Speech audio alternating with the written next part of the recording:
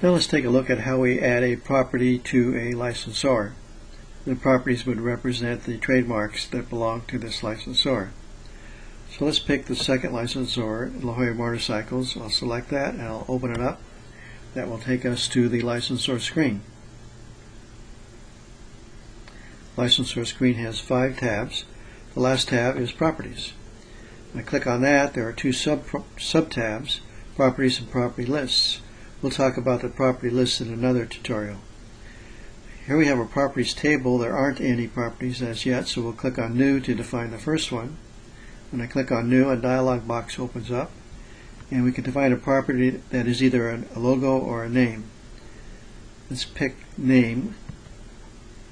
When I do that, when I click Name, the box which asks for an image disappears, and I can enter in the name for this property. Let's call it Hot Bikes, and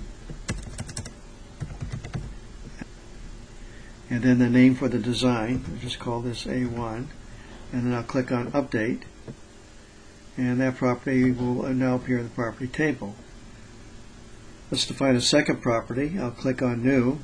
In the first column, the dialog box will appear again. This time I'll leave it on the default of logo, and for a description I'll call it Penguins, and the design P3.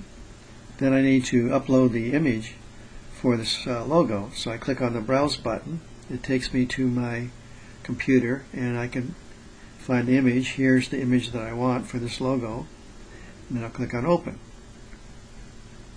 Now I'm going to click on Update, and when I do that, that image will be uploaded to the database and saved up on the cloud. Screen refreshes, and now I see the image that represents the logo. Let's define one more property. I'll click on the New button again. The dialog box reappears.